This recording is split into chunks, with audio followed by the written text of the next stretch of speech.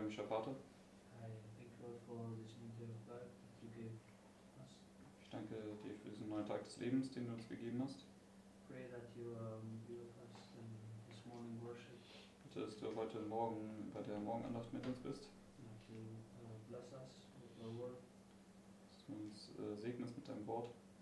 And I pray that you will help all of us to pay attention and that you also be with Mark as he Hilf uns allen aufmerksam zu sein und sei auch bitte mit Marc, wenn er die Klasse anleitet. in Jesus' name. In Jesu Namen, Amen.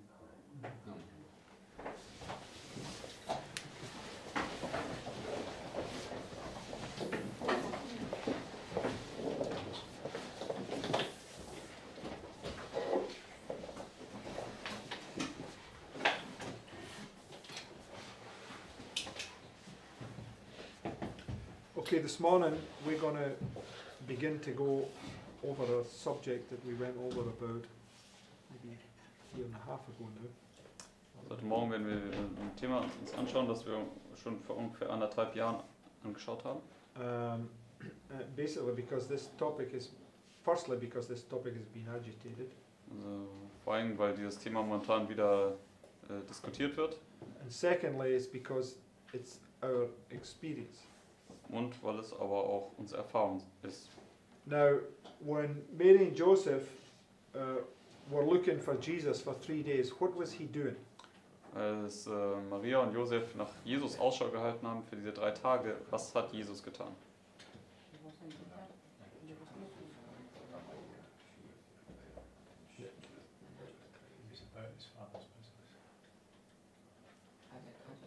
Yeah, yes, he was about his father, but what was he doing? Looking at the symbols. Which symbols, Margaret? Hat sich What the priest was Sache doing. des Vaters gekümmert, aber was hat er gemacht? Er hat Yeah, but be specific. It says very specific what he was doing. What was he looking at? Priests do a lot of things, but specifically, was what? hat Jesus genau angeschaut? Und The Passover. sich das Passa genau angeschaut. Okay, he was specifically looking at the Passover feast, watching it step by step. Er hat sich das Passafest ganz genau angeschaut und zwar Schritt für Schritt. Why? Warum? Because he was a student of prophecy, right? And he knew that he had to go through that that was symbolizing him, right? Weil er ein Student der Prophetie war und er wusste, dass das, was da vor sich ging, ihn letztendlich symbolisierte. Right? And Christ typifies his people, right? Und Christus schartet sein Volk voraus. So what should we be going through carefully, step by step? Und was sollen wir also sehr sorgfältig Schritt für Schritt durchforschen? The Passover, Das right? Passa. Now, the false prophets, what are they doing prior to this point? Falsche Propheten, was tun sie hier kurz vor diesem Punkt? Yeah, they're giving a false sacrifice, right? Sie bringen ein falsches Opfer dar. And they started at the 3rd hour, then at the 6th hour, and then at the 9th hour, right? Sie begannen zur 3. Stunde, dann zur 6. und dann kamen sie zur 9. Stunde an. So that's the counterfeit, followed by the true, right? Das ist die Fälschung, die aber dann vom Wahren gefolgt wird. And the true is the same, the 3rd, the 6th, and the 9th hour, right? Und das Wahre besteht ja dann auch aus diesen 3 Schritten, die 3., 6. und 9. Stunde.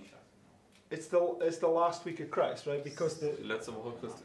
the 6th hour is midday, right? Die 6. Stunde ist ja Mittag. And what happened at midday? Und was passierte zur Mittagszeit? Darkness came. It turned to midnight darkness, right? Es ist zur mitternächtlichen Finsternis umgekehrt. Sister White parallels that experience to midnight, right? Und Ellen White vergleicht diese Erfahrung dann mit Mitternacht. And the shaking, right?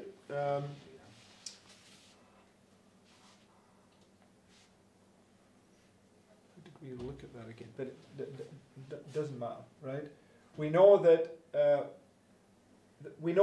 this cross experience here has 2 phases to it, right? This first phase, second phase, right? 2 times the trouble.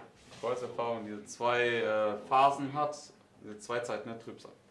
And we know that the second half is worse than the first half. It's your final test, right? Wir wissen, dass die zweite Hälfte schlimmer ist als die erste Hälfte. Es ist dein finaler Test.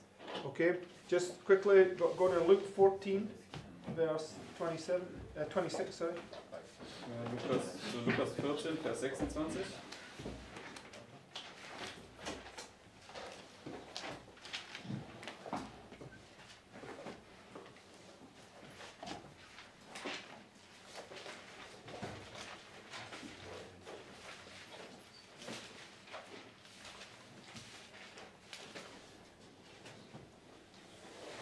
If any man come to me and hate not his father and mother and wife and children and brethren and sisters, yea, and his own life also, he cannot be my disciple. So, this is the test that gets you into heaven, right? Das ist der Test, der dich in den Himmel bringt. And how many parts is it broken into? Und in wie viele Teile oder Phasen ist es hier hinabgebrochen? There are two, right? 2 Phasen. The first 6 things are to do with all your earthly attachments, right? Die ersten 6 Dinge haben alle etwas mit deinen irdischen Bindungen zu tun. And the last one is your own life also, Und right? das letzte ist dein eigenes Leben. So Job was tested twice, right? Und Hiob wurde ja zweifach geprüft. First of all, he was tested, all his belongings, his family, etc., etc., right? Zunächst mal wurde er an seiner Familie, an seinen Besitztümern geprüft. Right? And then he was tested with his own life also. Und dann wurde er auch mit seinem eigenen Leben geprüft. It's these two parts that you've got to go through, 2 phases of the test. Und das sind dann diese 2 Phasen des Testes. Okay, so go to Psalm 41 and verse 9. Jetzt zu Psalm 41, Vers 9.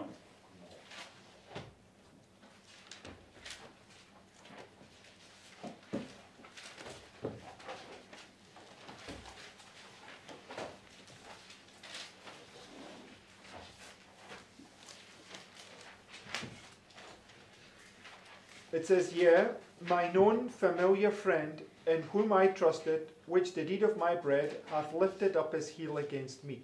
What's this speaking about? Worüber spricht das hier? Im Deutschen ist es doch vielleicht Vers 10. Also, No, I'm not saying who does it speak about, I'm saying what does it speak es about. spricht über Judas, aber worüber spricht das hier? Nicht über wen.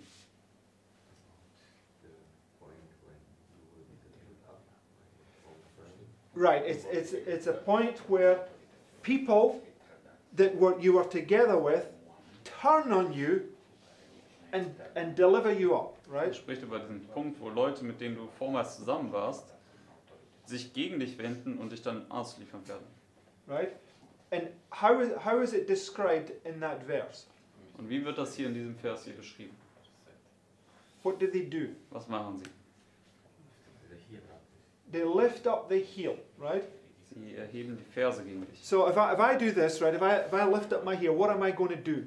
Also wenn ich sozusagen jetzt hier meine Ferse so erhebe, mein Bein so anwinkel, was werde ich wohl dann tun? No, but what's the purpose of me lifting my heel up? When you do that, what are you going to do?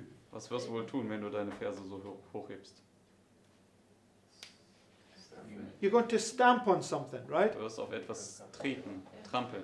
You're going to stamp on your brethren, right? Du wirst auf deinen Bruder oder deine Brüder treten. Look, go to Isaiah chapter 10. Gehen wir zu Jesaja 10.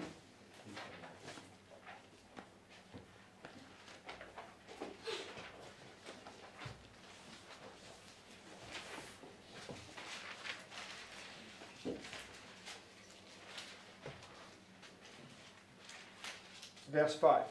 Jesaja 10, Vers 5 und 6. O Assyrian, the rod of mine anger, and the staff in their hand is mine indignation. So, who is the Assyrian here? What's the purpose of the Assyrian? Wer ist der Assyrer hier? Was ist der Sinn und Zweck des Assyrers? The rod. He- Yes, but yes, he's the one that puts the Sunday law. But the Lord is going to use him As a role. to persecute, to try God's people, right? Er setzt ein anderes Gesetz ein und Gott wird den Assyrer benutzen, um Gottes Volk dann zu läutern und zu prüfen. And it says, verse 6, Sagt uns dann Vers 6. I will send them against an hypocritical nation and against the people of my wrath. Will I give him charge to take the spoil, to take the prey, and to tread them down like the mire of the streets. So what are they going to do? Was werden sie machen? Yeah, they're going to tread upon you, right? Sie werden letztendlich auf dich trampeln. How long shall the vision be, right, of to tread down God's people? This is what it's marking in Daniel chapter 9, right? 8, sorry. So, in Daniel 8, Vers 13 ist ja die Frage, wie lange gilt das Gesicht von dem täglichen und der Übertretung der Verwüstung, die dann Gottes Volk und das Heiligtum niedertreten? Okay, the daily and the papacy, right? Das tägliche und das Papsttum. Okay, now we know the papacy is the son of perdition, right? Und wir wissen, dass das Papsttum der Sohn des Verderbens ist.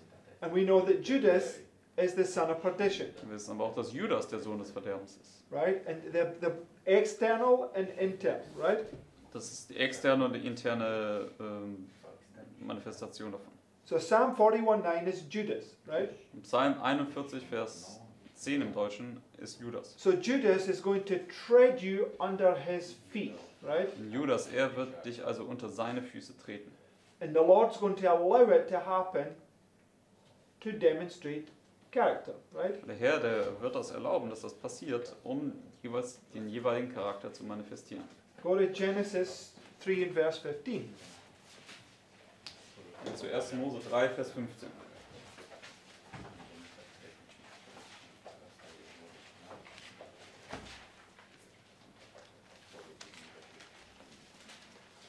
Now, where Psalm 41:9, where does that manifest itself? Where does Judas manifest himself? Psalm 41, Vers 10, wo manifestiert sich das? Wo manifestiert sich Judas? In this particular study, you have to be more specific because this is midnight. This whole thing is midnight. So let's be a bit. Also in diesem Studium muss ein bisschen mehr ins Detail gehen, weil das ist ja alles letztendlich Mitternacht. Also wo hier in dieser Form von Mitternacht. Okay, so if we got the fractal, we got 2 times of trouble, right? Wenn wir uns das Fraktal anschauen, haben wir 2 Zeiten der Trübsal. But we're just dealing with this one, right? Wir schauen uns nur das hier an. Because this is our test at the moment, so I'm dealing with this, right? Das ist ja momentan unser Test, also davon möchten wir handeln. We know that in this time of trouble, there's 2 times of trouble. It's just the fractals breaking down, right? Wir wissen, dass in dieser Fraktal jetzt es auch dann 2 Zeiten der Trübsal gibt, So, wenn man das Fraktal niederbricht. Dealing with this part of midnight, where does Judas lift up his heel against you? Wenn wir jetzt diesen Teil von Mitternacht anschauen, wo ist es, dass Judas seine Verse gegen dich erheben wird? Right here, right? Zur 6. Stunde. Because this is the point here that's marking this last terrible trial before you get delivered, right? Das ist ja dann dieser Punkt, wo es diese letzte schwere Prüfung gibt, bevor du befreit wirst. Okay, so Judas, right here, is going to tread down God's people, right? Also Judas wird dort dann Gottes Volk niedertreten. But let's read Genesis 3, verse 15. Aber lass uns jetzt 1. Mose 3, Vers 15 anschauen. It says, And I will put enmity between thee and the woman, between thy seed and her seed. It shall bruise thy head, and thou shalt bruise his heel. No, but what does the prophecy say? Und was sagt aber die Prophezeiung hier? And who's this prophecy talking to? Und zu wem spricht diese Weissagung hier? Who's Christ speaking to when he says this? Zu wem spricht Christus hier, wenn er das sagt? Well, No, he's not speaking to Adam or Eve, right? He's speaking to Satan, Er right? spricht hier zu Satan, richtig? This was a prophecy against Satan. It's telling him what his end is going to be, right? Eine Prophezeiung gegen Satan und die sagt ihm schon, was sein Ende sein wird. Right? And he's telling him, okay, you're going to bruise their heel, but he is going to bruise your head, Yes. right? Also du wirst zwar seine Ferse durchstechen, aber er wird deinen Kopf zertreten. Okay, and that's at the end, right? Das ist ja dann hier am Ende. Okay, so at the end it says, Satan's head is trodden down, right? Am Ende ist es dann, dass Satans Kopf zertreten wird. Right? Richtig? Okay, so this is false, right? Also das ist falsch hier. Judas, who's Satan's agent, is trying to reverse what was prophesied in Genesis 3:15, right? Also Judas, der Satans Agent ist, der versucht sozusagen das umzukehren, was hier in Genesis 3, Vers 15 geschrieben ist. Right? Satan is told this is what's going to happen, but he makes this plan to try and reverse it, right? Dem Teufel wurde gesagt, was passieren wird, aber er macht dann seinen Plan und versucht genau das umzukehren, was Gott gesagt hat, was kommen wird. Now, sin is passed on down through the generations, right? Und Sünde, die wird ja in den Generationen hinab weitergegeben. So we all have the DNA from the first sin, right? Und wir alle haben in uns die DNA der ersten Sünde. Right? Richtig? So just go to a couple of verses before, go to 12 and 13 in Genesis 3. Gehen wir jetzt zu den Versen 12 bis 13 in 1. Mose 3. It says, and the man said, the woman whom thou gavest me to be with me, she gave me of the tree and I did eat. What's Adam doing? Was macht Adam? Okay, let's keep that topic out of it just now. But what is he doing, just in general terms? Was macht er jetzt hier erstmal, wenn man das allgemein gehalten betrachtet? But you're right, but I just keep it simple.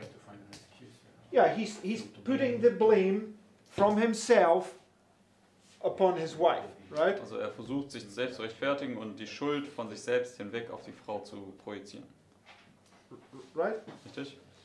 And then we go to verse 13. Dann Vers 13. And the Lord God said unto the woman, what is this that thou hast done? And the woman said, the serpent beguiled me, and I did eat. So who did she blame? Und wen hat die Frau jetzt angeklagt oder schuldig gemacht? The serpent, right? Sie hat gesagt, die Schlange war schuld. We have all inherited this evil trait of character, Wir right? haben alle diesen bösen Charakterzug ererbt. And unless we're completely cleansed, that our heart is renewed, when you come face to face with death, you're going to blame others for it, because Also es sei denn, dass du völlig gereinigt worden bist und dein Herz wirklich erneuert worden ist. Wenn du mit dem Tod ins Angesicht kommst, dann wirst du letztendlich andere anklagen, um dich zu retten. okay, because this is the test of character, right? Und das ist der Test, das ist der Test des Charakters. Okay. So, okay. Now, and just in verse 14, Vers 14 sagt es dann. and the Lord said unto the serpent, because thou hast done this, thou art cursed above all cattle. So, what came upon the serpent? Was kam über die Schlange? The curse, Der right? Fluch. Okay. So, when his head is trodden down, this is the fulfillment of that curse, right? Also wenn Satans Kopf zertreten wird, das ist dann die Erfüllung dieses Fluches. Yes? Richtig? Okay. So, now, go to Leviticus 16. Excuse me. Gehen wir zu 3. Mose 16.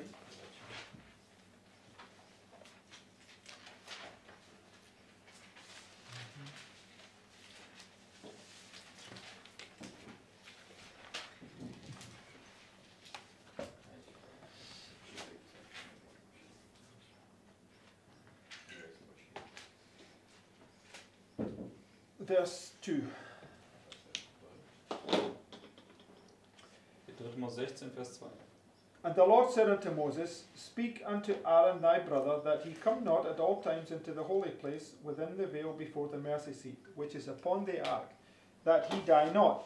For I will appear in the cloud upon the mercy seat. Thus shall Aaron come into the holy place with a young bullock for a sin offering, and a ram for a burnt offering. He shall put on the holy linen coat, and he shall have the linen breeches upon his flesh, and shall be girded with a linen girdle, and with a linen mitre shall he be attired. These are holy garments. Therefore shall he wash his flesh in water, and so put them on. And he shall take of the congregation of the children of Israel 2 kids of the goats for a sin offering, and 1 ram for a burnt offering. And Aaron shall offer his bullock on this of the sin offering, which is for himself, and make an atonement for himself and for his house. And he shall take the 2 goats and present them before the Lord at the door of the tabernacle of the congregation. And Aaron shall cast lots upon the 2 goats, 1 lot for the Lord, and the other lot for the scapegoat. Right? So Vers 7. Aaron, right, is a type of Christ. Right? Aaron ist ein Typus für Christus. Joshua, the high priest, was a type of Christ. Josua, der Hohepriester, war auch ein Typus für Christus. Joshua means Jesus, right? Und Josua bedeutet Jesus.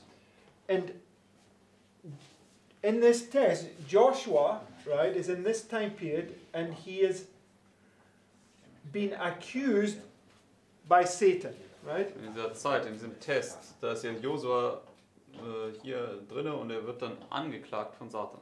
Right? He's been blamed for all the trouble, right? Er wird für schuldig erklärt wegen all der Trübsal, also Because of his sin, right? wegen seinen Sünden. But who was the cause of that sin? Aber wer war der Urheber dieser Sünde?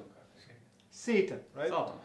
So Satan causes you to sin and then blames you for all the trouble that it brings, right? Satan versucht dich zur Sünde und dann klagt er dich an wegen der Sünde. So Joshua was demonstrating that he was like Christ because although he was being accused of all his sins, right, he was being reminded, he was interceding for God's people as the high priest, right? Und Josua hat dann demonstriert, aber dass er wie Christus war, denn auch wenn er wegen der ganzen Sünden angeklagt worden ist und so weiter und so fort, hat er Fürbitte getan für das gesamte Volk. So he was demonstrating that he was like Christ because although he was under great trial and stress, he interceded for others, right? Demonstriert, dass er wie Christus war, dass obwohl er selbst unter großer Prüfung und Stress war, hat er dennoch für andere Fürbitte getan. And this is Aaron, right? Aaron is typifying the work of Christ. Das ist hier auch Aaron, denn Aaron schattet ebenso das Werk Christi voraus. And where does he bring those 2 goats to? Und wohin bringt er hier diese 2 Böcke? To the door, right? Zur Tür der Hütte. And we went through this other day, that this is the gateway to heaven. It's the door, right? Und das haben wir uns ja letztens angeschaut, dass das hier dieses Tor zum Himmel ist. Enter ye in at the straight gate, right?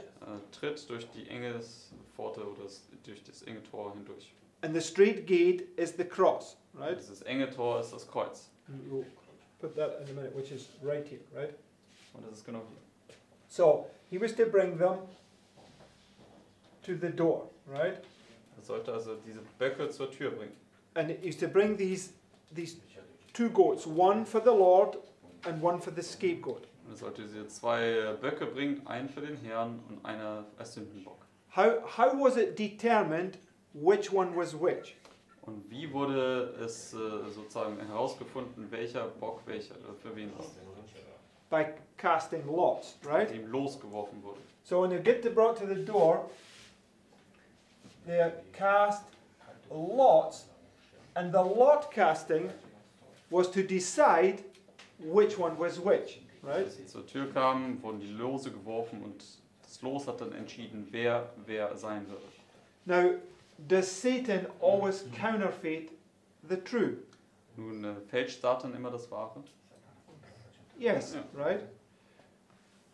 The high priest, Christ, when he does the investigative judgment, he'll decide which one is which, right? Because you're going to demonstrate your character right there, right? Der Hohepriester, der hier auch der Christus ist, der aber auch hier die Lose werfen sollte, er entscheidet letztendlich, wer ist. Denn du wirst ja deinen Charakter demonstrieren. Okay, Christ knows who the true is and who the false is, right? Christus weiß ja, wer der Wahre und wer der Falsche ist. Okay, but let's go to this first quote, right? Gehen wir jetzt aber zu diesem ersten Zitat, das gepostet wurde. From 2 Testimonies.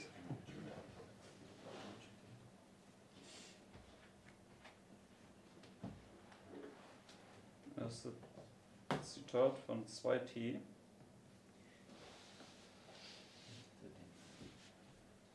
It says, "You are continually finding fault with circumstances." So, what's causing this person to find fault? Also was verursacht, dass diese Person hier Fehler findet? Circumstances, right? Umstände. Which is nothing less than finding fault with providences. You are continually casting about for somebody or something to answer the place of a scapegoat upon which you can lay the blame of having brought you into a position to feel and speak unworthy of a Christian. So when circumstances come or providences come, Also wenn Umstände oder Vorhersehungen kommen, and this person is brought into a straight place, what do? diese Person wird dann in eine Enge getrieben, was macht diese Person? They're looking to blame somebody else, right? Versuchen andere dann schuldig zu machen dafür. This is the sin of Adam and Eve, right? Das ist die Sünde von Adam und Eva. So this person is unsanctified. They have not allowed Christ to cleanse them of this evil, right? Die Person ist ungeheiligt, sie hat es nicht erlaubt, von dieser Bosheit befreit zu werden. So the providences, the circumstances will reveal your character, right? Also diese Vorhersehungen, diese Umstände werden letztendlich also deinen Charakter manifestieren. In this person, when their character gets revealed, they immediately look for a scapegoat, Diese right? Person hier, wenn diese Umstände kommen, dann wird der Charakter offenbart und sie schaut sofort nach einem Sündenbock aus. It says, "Instead of simply censuring yourself for your defects, you censure the circumstances and occasions which led you to develop the traits in your character which lie dormant or hid beneath the surface." So your traits of character, where are they? Also deine Charakterzüge, wo sind sie? Hid beneath the surface, right? Sie sind unter der Oberfläche verborgen. Now when we went through those sacrifices, what did the priest do to this sacrifice? Also als wir diese Opfer uns angeschaut haben, was ist mit den Opfertieren passiert? Searching. No, what did the priest do, Margaret? Yeah, he was searching if it Okay, but everything no, was- but explain. He cut the sacrifice open, right? Was ist Sinner? Oh, this okay. This Also der Sünder hat das aufgeschnitten und der Priester hat das dann untersucht. But the point is that the sacrifice was ripped right open so that it could be inspected, right? Also das Opfertier wurde also aufgeschnitten, sodass es dann untersucht werden konnte. Okay, so there's nothing that you're going to be able to hide, right? When it comes to that point. Es gibt nichts, was du irgendwie verbergen kannst, wenn dieser Punkt kommt. Okay, so every sacrifice points to Christ, right? Jedes Opfer, das weist auf Christus, richtig? And every sacrifice that was brought into the sanctuary had to be without what? Und jedes Opfer, was im Heiligtum dargebracht wurde, musste ohne Makel sein. Without blemish, right? Muss ohne Makel sein. But the without blemish, how did you determine whether a lamb was without blemish or not? Aber wie konntest du beurteilen, dass ein Tier ohne Makel war? No. So the priest was to bring a lamb without blemish, so he went to the flock and cut all the sheep open. Yeah, this one's without blemish, now I'll bring it. Also der Priester, der sollte also, oder er hat ein Opfertier ohne Makel gefordert, musste das, also der Sünder dann alle Tiere erstmal aufschneiden, um dann eins zu opfern.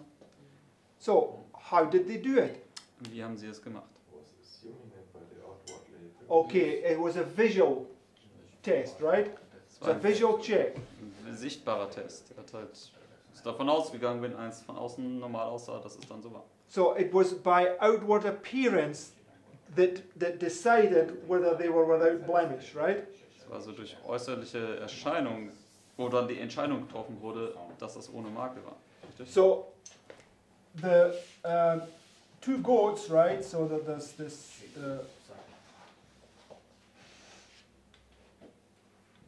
Lord's goat and the scapegoat, right? Einmal den Bock des Herrn und einmal den Sündenbock. By looking at them both, you couldn't tell the difference. They were both without blemish, right? Und als du beide von außen gesehen hast, dann konntest du als Mensch nicht den Unterschied sehen. Sie waren beide äußerlich tadellos. Okay, and what does that teach us? Was lehrt uns das?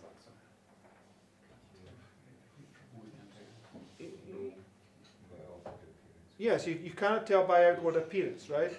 Du als Mensch kannst vom äußerlichen Erscheinungsbild gar nicht wissen, wer ist. It's about your heart, right? Es geht um dein Herz. This is what Christ is trying to clean in us, is our minds. You can't tell what's going on in somebody's mind. Das ist ja, was Christus in uns reinigen möchte, denn du kannst nicht sagen, was in dem Kopf eines anderen vor sich geht. Okay, Führer, were you there? Remember that brother that came to Heidi's place? Do you remember him?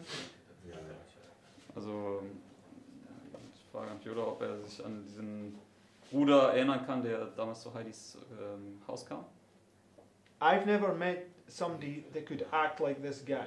He should have been he would win an Oscar for acting, right? Also ich habe noch nie jemanden gesehen, der so schauspielern konnte wie dieser Mann. It was making me almost want to be sick when as the things coming out of his mouth, right? Das hat mich fast irgendwie übel gemacht, das zu hören, was aus seinem Mund hervorkam. Because he put on this pious, he even put the voice on, I'm not going to impersonate it, but he put on this real pious, humble, like he was such a his heart was broken because of this situation, right?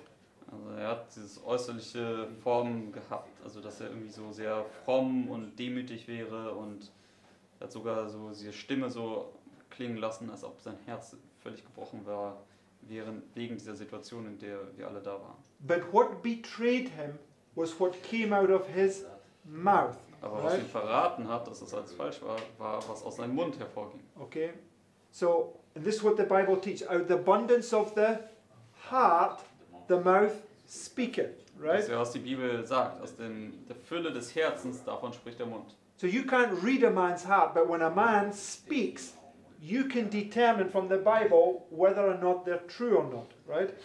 Du kannst ja jemandes Herzen nicht lesen, aber wenn ein Mensch dann spricht, dann kannst du schauen, ob das, was er sagt, wahr ist oder nicht, basierend auf Gottes Wort. The spirit of prophecy says, by their actions, they determine,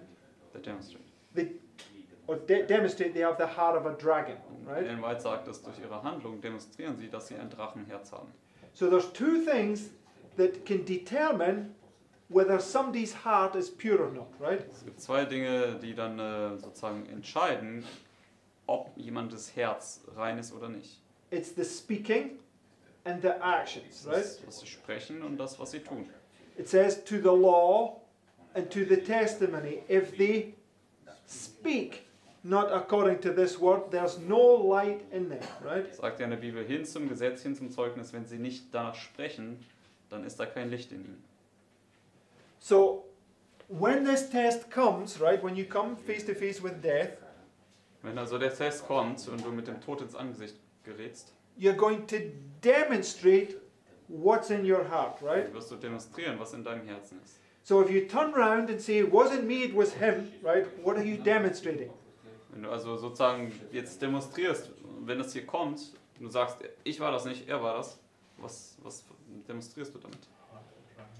That you got no wedding garment on, right? Dass du kein Hochzeitsgewand anhast. Because Adam and Eve at this point, they had lost their wedding garments, right? Denn Adam und Eva zu dem Zeitpunkt, als sie verhört worden sind, haben ihr Hochzeitsgewand verloren gehabt. But when you get to this point, you must have on the wedding garment, right? Aber wenn du zu diesem Punkt kommst, dann musst du ja gerade genau dort das Hochzeitsgewand tragen. So you're going to demonstrate it here, right? Du wirst es also hier dann demonstrieren. Okay. Next quote. Nächstes Zitat.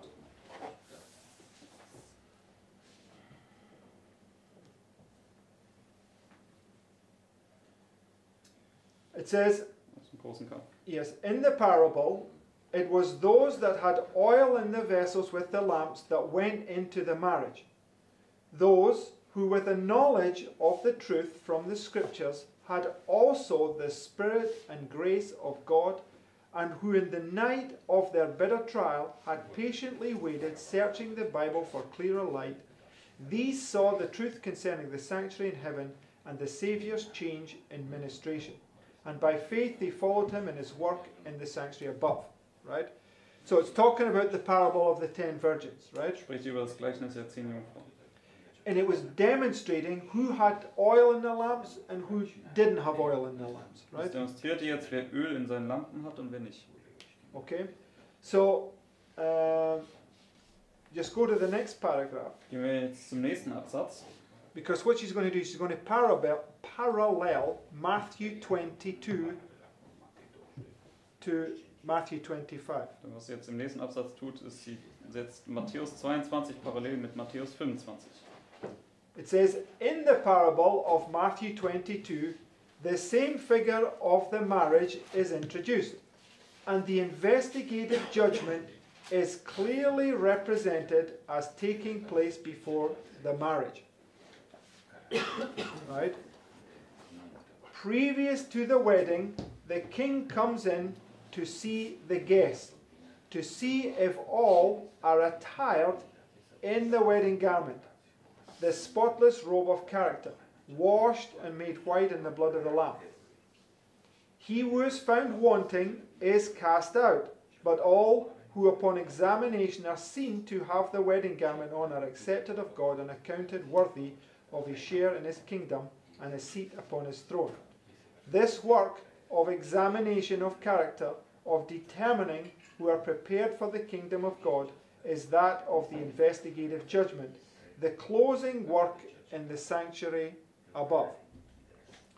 This is Leviticus 16, right? Also das ist 3. Mose 16. Now, there was 3 times a year where the Hebrews had to be in Jerusalem, the Hebrew men, but everybody that could make it, right? Es gab 3-mal im Jahr, wo die hebräischen Männer in Jerusalem sein sollten. Aber jeder konnte auch dann sich denen anschließen. What feasts were they? Which ones did they have to attend? Und welche Feste waren das? It was unleavened bread, Also es war ungesäuertes Brot, Pentecost, Pfingsten and the Feast of Tabernacles, which included the das Laubhüttenfest. Day of Atonement, right? Or which took place right after the Day of Atonement, right? Also was direkt nach dem Versöhnungstag stattfand. Okay, but the point is, everybody that went on the Day of Atonement, right? Aber jeder, der beim Versöhnungstag da war, What did you have to be in order to be at the Day of Atonement? was musste es so sein, um beim Versöhnungstag teilnehmen zu können? Okay, maybe you have to be alive, right? Du musstest lebend sein. Right? You couldn't attend that feast if you were dead, right? It Du wouldn't do you any konntest good. diesem Right? Fest ja nicht irgendwie beiwohnen, wenn du schon tot warst. Das ist ja nicht möglich. So the point I'm making is Leviticus 16 is typifying the investigative judgment of the living, right? Den Punkt, den ich machen möchte, ist, dass 3. Mose 16 das Untersuchungsgericht an den Lebenden vorausschattet. Because you're alive when you're being tested, Denn du right? bist dort ja am Leben, wenn du dort getestet wirst. Right? Richtig? Okay. So go back to Leviticus 16, right? Zurück zu 3. Mose 16.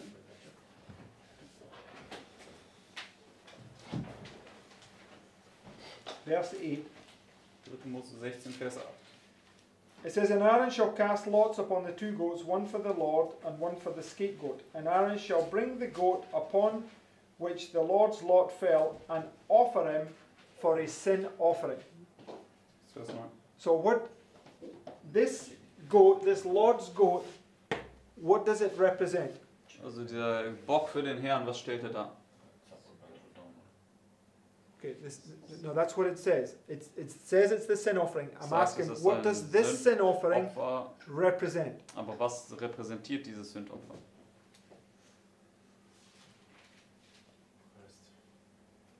Yeah, all the offerings point to Christ, but Alle Opfer weisen auf Christus hin, aber where were these offerings made? wo wurden diese Opfer hier gemacht?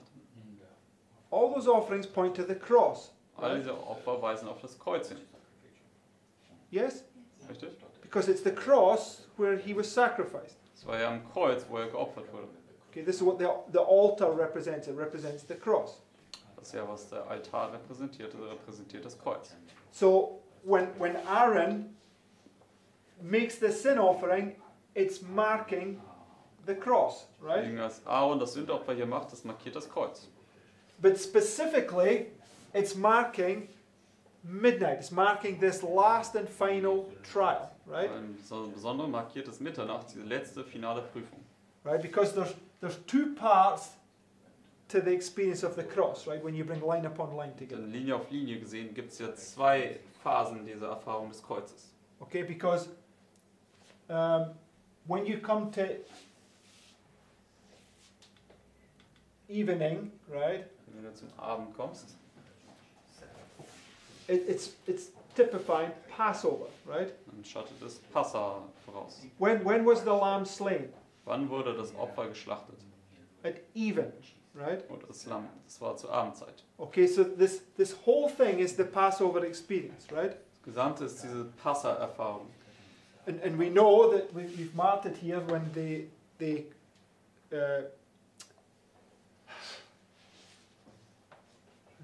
put this again, when they come to the when you come to this supper, there's always this foot washing that precedes the point where you break bread, right? Und wenn man zu diesem Mahl kommt, dann gibt es immer erst diese Fußwaschung und danach das Brechen des Brotes. Okay, so this is why we have it like so, right? We have this foot washing, Also diese Fußwaschung. and the breaking of the bread is the cross, right? Und das Brechen des Brotes ist dann das Kreuz. So when you bring line upon line together, it breaks it down, the whole experience to you, right? The first part of the test, where he wants to cleanse you, followed by to see if you've been cleansed, right? Also wenn du es dann so runterbrichst, sind es diese zwei Phasen des Testes. Hier erstmal, wo er dich reinigt und dann, wo du demonstrierst, ob du rein geworden bist oder eben nicht. So what I want you to see is that at the beginning of the Day of Atonement is marked by Christ going to the cross. Also der Anfang des Versöhnungstags ist markiert dadurch, dass Christus ans Kreuz geht. Right? So the cross experience and the Day of Atonement, they're pointing to the same illustration, right? Deswegen ist die Kreuzeserfahrung und der Versöhnungstag, die weisen hier am Ende der Welt auf dieselben Zeitpunkte nach, dieselbe Darstellung. When Christ got to the 9th hour, what did he say? Als Christus zur 9. Stunde kam, was hat er gesagt? It is finished, right? Es ist vollbracht. When the high priest finishes work on the Day of Atonement, what does he say? Und wenn der Hohepriester sein Werk am Versöhnungstag beendet, was sagt er dann? It is done. Es ist geschehen. Now, Sister White has a quote, she says, it is done, it is finished. She ties these two things together, Und right? Ellen White hat dieses Zitat, wo sie sagt, es ist vollbracht, es ist geschehen. Sie bindet diese beiden Aussprüche zusammen. Okay? So, the going to the cross marks the beginning of the Day of Atonement, but when you get to the end of the Day of Atonement, it marks that the sacrifice is complete, it's finished, right? Also ins Kreuz zu gehen markiert hier den Anfang des Versöhnungstags. Und wenn du zum Ende kommst des Versöhnungstags, dann ist es sozusagen, das Opfer ist vollbracht, es ist vervollständigt, es ist das Ende. Okay. Es ist dann vollbracht. But the cross experience, this experience is marking where you're demonstrating whether you're like Christ or not.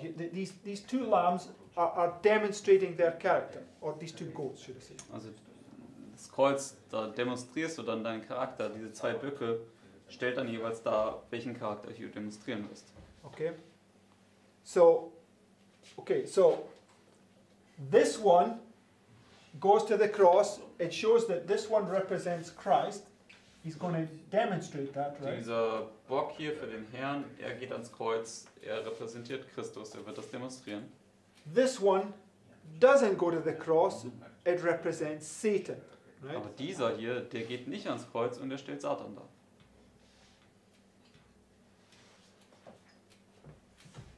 But when when this test comes, when this circumstance comes, what does it teach us happens? Aber wenn dieser Test kommt, diese Umstände kommen, was lehrt uns, was wird passieren? Those who have the character of Satan will look to blame somebody else. Right, so Satan blamed Christ for all the trouble in heaven, right? Also wenn diese Umstände kommen, dann werden diejenigen anklagen, also Satan hat ja auch damals Christus im Himmel für all diese Probleme im Himmel angeklagt. Right? Richtig? Okay, so just keep that point in mind. Go back to this quote. Haltet diesen Punkt in Erinnerung, gehen wir zurück zu dem Zitat.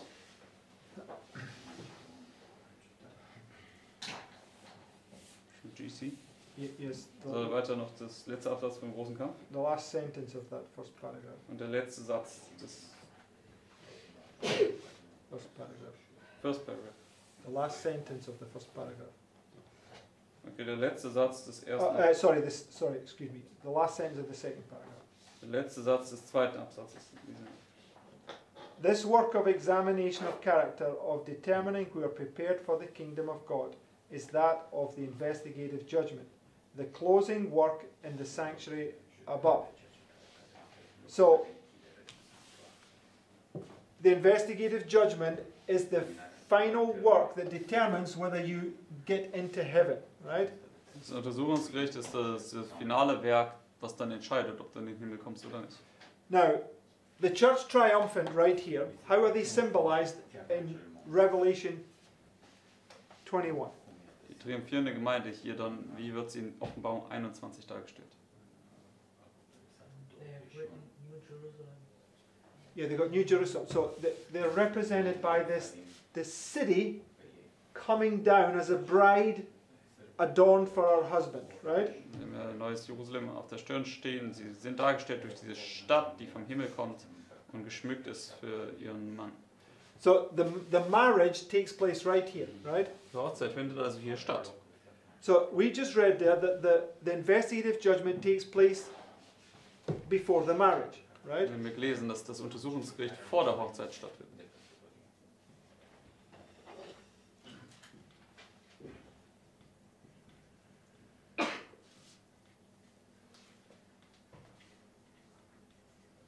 And you all have to be alive to partake on that day, right? Und wir müssen alle am Leben sein, um an diesem Tag teilhaben zu können. Okay, next paragraph. Nächster Absatz. When the work of investigation shall be ended, when the cases of those who in all ages have professed to be followers of Christ have been examined and decided, then and not till then probation will close, and the door of mercy will be shut. So, where do we see the shut door? Which parable? Wo sehen wir die geschlossene Tür, in welchem Gleichnis? No, Matthew 25, the parable of the 10 virgins. Also das Matthäus 25, das Gleichnis der 10 Jungfrauen. Okay, verse 10 it says, and the door was shut. Vers 10 sagt er, und die Tür wurde geschlossen. Okay, so we know that this is parallel to October 22nd, right, with the shut door, right? Wir wissen, dass das eine Parallele ist zum 22. Oktober, zu der geschlossenen Tür. Okay, so what came just prior to the shut door? Und was kam direkt vor der geschlossenen Tür? The midnight cry, right? Der Mitternachtsruf. It says at midnight there was a cry, right? Es sagt er, zu Mitternacht, da ging dieser Ruf. Okay, so let's go to the next quote Lass uns zum nächsten Zitat kommen, from Youth Instructor. vom Youth Instructor. It says, we are now living in a most perilous time, and not one of us should be tardy in seeking a preparation for the coming of Christ. So, are we to be seeking a preparation? Sollen wir eine Vorbereitung suchen? What is the preparation that we are to do? We've been through this all over and over again over the last few Ja. weeks. Und was ist die Vorbereitung, die wir jetzt zu treffen haben? Das haben wir uns ja die letzten Wochen immer wieder angeschaut. Yes, you're to gather the manna, right? But what is its purpose? Das heißt, das Manna sammeln, aber was ist der Sinn und Zweck dahinter? Cleanse from every defilement. Right, to be cleansed from every defilement, right? Du sollst von jeder Verunreinigung gereinigt werden, Which is the foot washing, right? was auch die Fußwaschung ist. So the foot washing, which is the gathering of the manna, the gathering of the oil, is the preparation, right? Die Fußwaschung ist das Sammeln des Mannas und des Öls, das ist die Vorbereitung. Because Christ washed all their feet, but what did Judas do? Christus hat ja die Füße von allen gewaschen, aber was hat Judas damit gemacht? Outwardly accepted, inwardly rejected. He was convicted of it, but he refused it, right? Er ist davon überführt worden, aber er hat es dann abgelehnt. Okay? So when he rejected this work that was going to cleanse his heart, what was the very next thing he did? Als er dann dieses Werk verworfen hat, was sein Herz reinigen sollte, was war das allernächste, was er dann getan hat? Train. He went and lifted up his heel to stand on the head of his master, Er ist right? gegangen und hat dann seine Ferse erhoben, um sozusagen auf seinen Meister niederzutreten. So we know that if you don't allow Christ, or you don't prepare yourself in here and allow your heart to be cleansed, You do the same. you're going to deliver your brethren up right here, right? Deswegen, wenn du hier, also in dieser Zeit, nicht erlaubst, dass Christus dieses Werk an dir tun kann, dann wirst du hier deine Brüder ausliefern. You will demonstrate that you are Satan, right? Du wirst dann demonstrieren, dass du Satan bist. That Satan puts the blame upon the righteous, right? Nämlich Satan hat ja die Schuld auf die Gerechten geworfen. Now let's continue reading this quote. Lass uns das Zitat weiterlesen. It says, "Let none follow the example of the foolish virgins and think that it will be safe to wait until the crisis comes before gaining a preparation of character to stand in that time. It will be too late to seek for the righteousness of Christ when the guests are called in and examined." So, when is it too late? Wann wird es zu spät sein? When they're being investigated here, right? Wenn sie hier untersucht werden.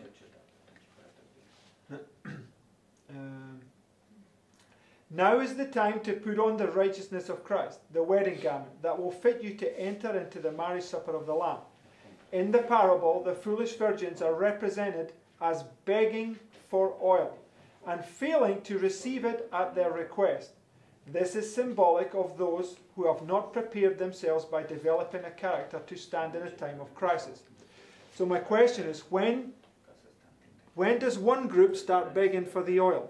Wann fängt eine Gruppe an, nach dem Öl zu betteln? According to the parable. Gemäß dem Gleichnis. And according to the parable.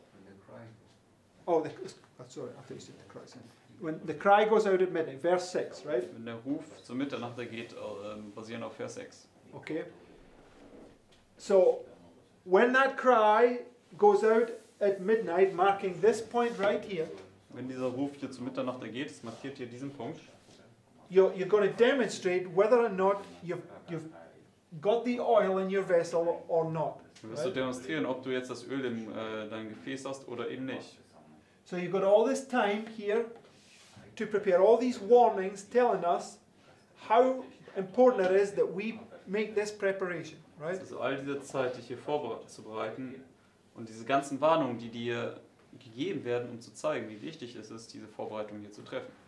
And the Lord will bring about this circumstance right here, this providence, to reveal what's in your heart, Der right? Herr wird dann hier diese Umstände herbeiführen, um zu offenbaren, was in deinem Herzen ist. Okay. It goes on, it says, "It is as if they should go to their neighbors and say, 'Give me your character, or I shall be lost.' Those that were wise could not impart their oil to the flickering lamps of the foolish virgins. Character is not transferable. It is not to be bought or sold. It is to be acquired. the Lord has given to every individual an opportunity to obtain a righteous character through the hours of probation, but he has not provided a way by which one human agent may impart to another the character which he has developed by going through hard experiences and by learning lessons from the great teacher, so that he can manifest patience under trial and exercise faith, so that he can remove mountains of impossibility. It is impossible to impart the fragrance of love, to give to another gentleness, tact, and perseverance. It is impossible for one human heart to pour into another the love of God and humanity.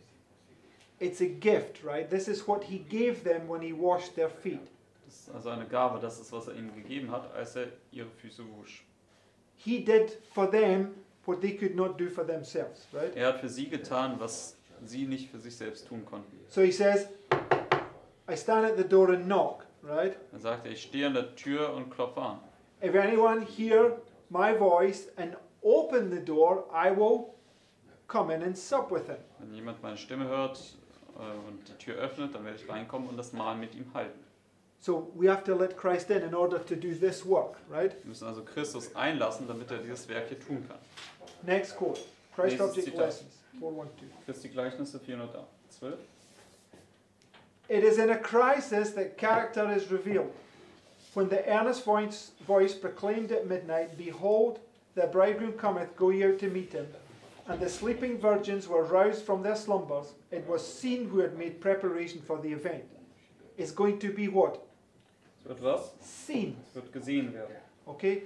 The investigative judgment is going to, everything about you is going to be burst wide open, right? Im Untersuchungsgericht wird alles, was dich angeht, ganz klar aufgetan werden und offenbart werden. Both parties were taken unawares, but one was prepared for the emergency, and the other was found without preparation. So now a sudden and unlooked for calamity. So how's it going to come? Wie wird es kommen? Sudden and Unexpected, right? Plötzlich und unerwartet. But does that really mean that we're not expecting it? Aber bedeutet das, dass wir das nicht erwarten?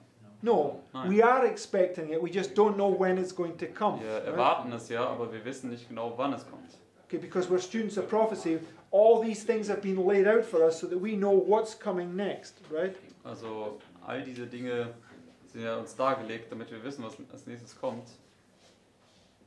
So it says, so now, a sudden and unlooked for calamity, something that brings the soul face to face with death, right? It's this, your own life also. Und das ist also dein eigenes Leben ebenso. Will show whether there's any real faith in the promises of God. So it's about you having faith in the promises, right? That He's able to deliver you. Also du brauchst also Glauben in die Verheißung, dass er in der Lage ist, dich zu erretten. It will show whether the soul is sustained by grace. The great final test comes at the close of human probation, when it will be too late for the soul's need to be supplied. So in the test of Job, the final test was when his own life also, right? Im Test des Hiobs, der finale Test, war dann sein eigenes Leben ebenso. The 10 virgins are watching in the evening of this earth's history. All claim to be Christians, all have a call, a name, a lamp, and all profess to be doing God's service. All apparently wait for Christ's appearing, but 5 are unready. 5 will be found surprised, dismayed, outside the banquet hall. Okay, we'll just close with this last quote. But go to 1 Kings 18. Dem letzten Zitat hier abschließen, aber wir gehen zunächst noch zu 1. Könige 18.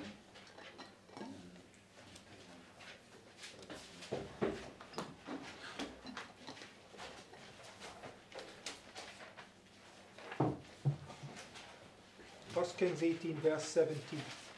1. Könige 18, Vers 17.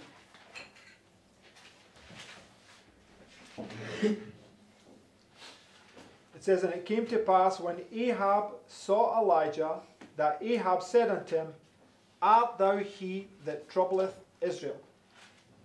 So, what was the trouble that he's talking about? Was war hier diese Probleme, die Ahab ansprach? Just quickly go to 1 Kings 18, right? If you, you're already there, sorry, I'll go there. Go to chapter 17. Kapitel 17.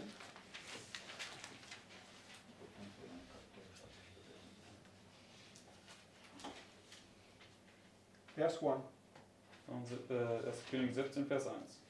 And Elijah the Tishbite, who was of the inhabitants of Gilead, said unto Ahab, As the Lord God of Israel liveth, before whom I stand, there shall not be dew nor rain these years, but according to my word.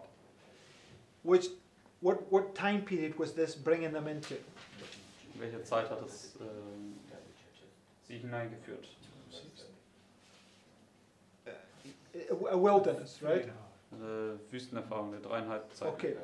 And this lasted for 3.5 years, or 1260, right? Das hat dann für 3,5 Jahre angedauert oder 1260. So, just to confirm this, go to the chapter before that, Das noch zu bestätigen, gehen wir zum Kapitel davor, verse 29. Vers 29. It says, And the 38th year of Asa king of Judah began Ahab the son of Omri to reign over Israel. And Ahab the son of Omri reigned over Israel and Samaria 22 years. And Ahab the son of Omri did evil in the sight of the Lord above all that were before him. And it came to pass, as if it had been a light thing for him to walk in the sins of Jeroboam the son of Nebat, that he took to wife Jezebel the daughter of Ethbaal, king of the Zidonians, and went and served Baal and worshipped him. So, what was this great sin that Ahab did? Also, was war diese große Sünde, die Ahab getan hat? He married Jezebel, right? Hat Jezebel geheiratet. Jezebel is a symbol of the papacy, right? It's this woman, Isabel ist ein Symbol für das Papsttum, es ist diese Frau. right?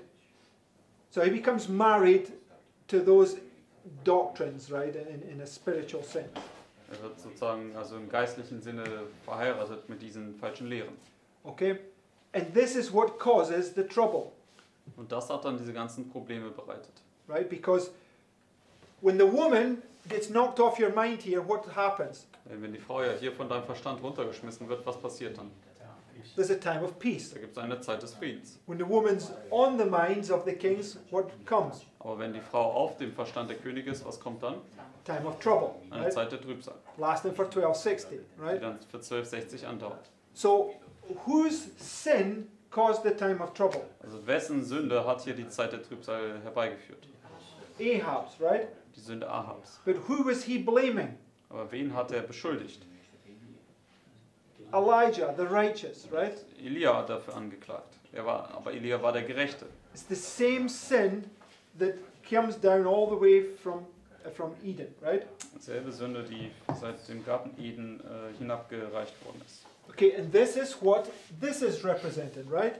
Und das ist ja auch das, was hier dargestellt wird. So Ahab is Satan's agent, and Elijah represents Christ, right? Also Ahab ist Satans Agent und Elia stellt Christus dar. And Ahab blames him for the trouble, right? Und Ahab klagt jetzt ihn hier wegen den ganzen Unruhen an. But he's the scapegoat, right? Aber er ist in Wirklichkeit der Sündenbock. So, what is, like, the curse right here is what comes upon the scapegoat, right? Und der Fluch ist ja das, was auf den Sündenbock letztendlich kommt. We just go to Galatians chapter 3. Gehen wir jetzt noch zu Galater 3.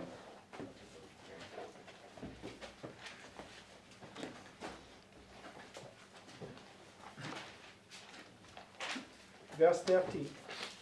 Galater 3, Vers 13.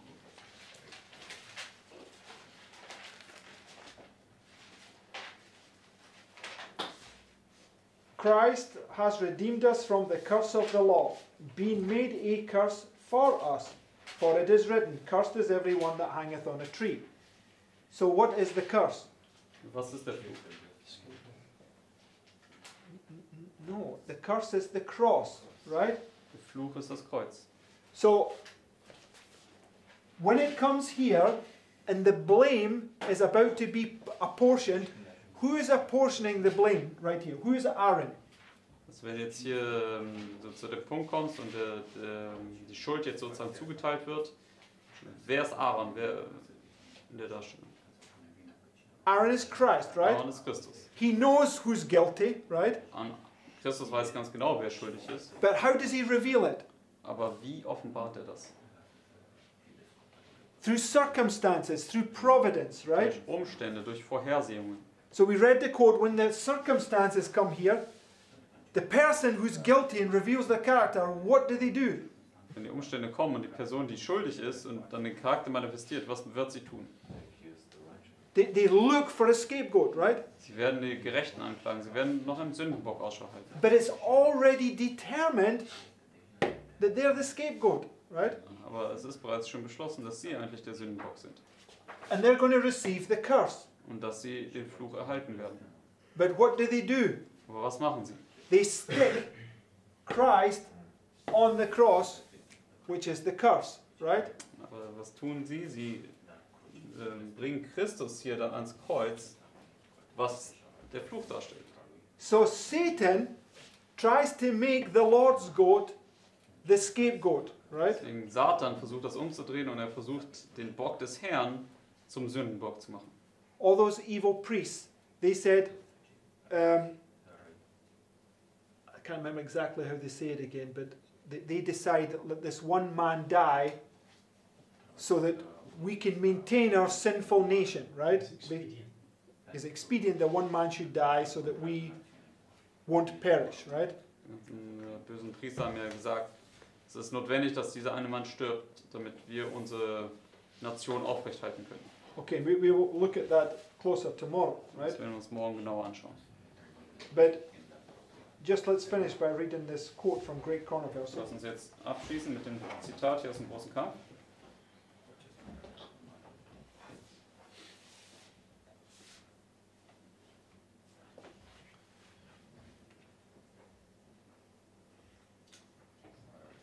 It says, while appearing to the children of men as a great physician who can heal all their maladies, he will bring disease and disaster until populous cities are reduced to ruin and desolation. Even now he's at work in accidents and calamities by sea and by land, in great conflagrations, in fierce tornadoes and terrific hailstorms, in tempests, floods, cyclones, tidal waves and earthquakes. In every place and in 1,000 forms, Satan is exercising his power. Do we see him doing that? Können wir sehen, wie er das schon momentan tut. On a daily basis, right? Ja, auf einem täglichen, ja, jeden Tag. What about the coronavirus? Was mit dem Coronavirus? It's Satan exercising his power, right? Satan, der seine Macht ausüben darf. But the Lord allows him to do this, Aber der Herr right? erlaubt ihm, das zu tun. Okay? He sweeps away the ripening harvest, and famine and distress follow. He imparts to the air a deadly taint, and thousands perish by the pestilence. Right? Thousands perish by the what? The pestilence. Tausende kommen wegen dieser Seuche um. These visitations are to become more and more frequent and disastrous. Destruction will be upon both man and beast. The earth mourneth and fadeth away. The haughty people do languish. The earth is also defiled under the inhabitants thereof, because they have transgressed the laws, changed the ordinance, broken the everlasting covenant. This is marking the Sunday law, right? Das markiert hier das Sonntagsgesetz. It's marking Ahab marrying Jezebel. Das markiert, wie Ahab Isabel heiratet. Okay? So when they do this thing that was typified in our time period by 2014, right? Wenn sie diese Sachen machen, das ist dann ja vorausgeschattet in unserer Zeit durch 2014. And we know that this little fractal here parallels that, right? Wir wissen, dass dieses kleine Fraktal hier das parallel setzt. So the Lord is just taking us through this experience here, right? So that we can go through the whole experience as if it was the real thing, right? Und der Herr bringt uns also durch diese selbe Erfahrung hier, als ob es die gesamte Erfahrung hier. So he says, and then the great deceiver will persuade men that those who serve God are causing these evils. The class that have provoked the displeasure of heaven will charge all their troubles upon those whose obedience to God's commandment is a perpetual reproof to transgressors.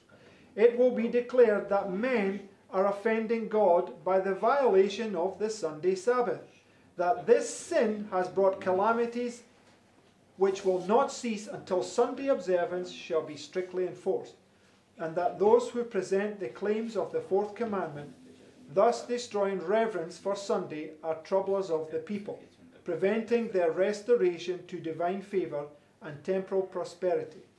Thus the accusation urged of old against the servants of God will be repeated, and upon grounds equally well established. And it came to pass, when Ahab saw Elijah, that Ahab said unto him, Art thou he that troubleth Israel? And he answered, I have not troubled Israel, but thou and thy father's house, in that ye have forsaken the commandments of the Lord, and thou hast followed Baalim. As the wrath of the people shall be excited by false charges, they will pursue a course towards God's ambassadors very similar to that which apostate Israel pursued towards Elijah. Right? Richtig? So, and we know that this is when Elijah is standing upon Mount Carmel, right? Wir wissen, das ist ja hier, wo Elia auf dem Berg Karmel steht. Right? Richtig? It's the same test, right? Das ist derselbe Test. And so when you bring line upon line together, it helps us to see all these points. Wenn wir Linie auf Linie zusammenbringen, hilft es uns, diese ganzen Punkte sehen zu können. Okay, so we're going to close on that point, Wir werden mit diesem Punkt abschließen jetzt. and we will come back to this tomorrow to look at other aspects of it and bring them together. Und wir werden morgen das nochmal anschauen und andere Aspekte davon betrachten und das an alles zusammenbringen. But did everybody manage to follow the points? Kann jeder soweit die Punkte nachvollziehen? Yes. Okay.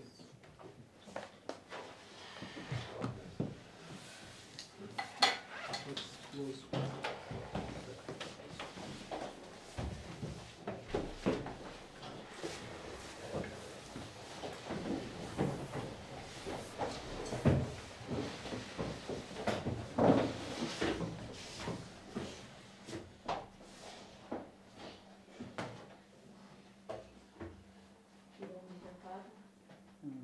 Dear Heavenly Father, Wir danken für all deine Wahrheiten in deiner Schrift, Herr. thank you for all the truth in your word.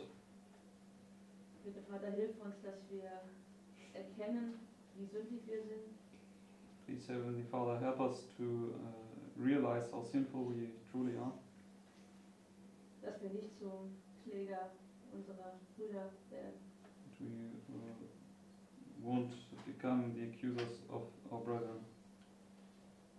Vater, hilf uns jetzt in der Zeit, dass wir zur Fußwaschung gehen, Please help us now in this time to get our feet washed, dass wir alle schwarzen Punkte in unserem Herzen dir vor dich bringen und bekennen, Herr. that we can bring before you all our black spots of our character and confess them. Ja, ich danke dir, dass du uns dies ermöglichen möchtest. In Jesu Namen.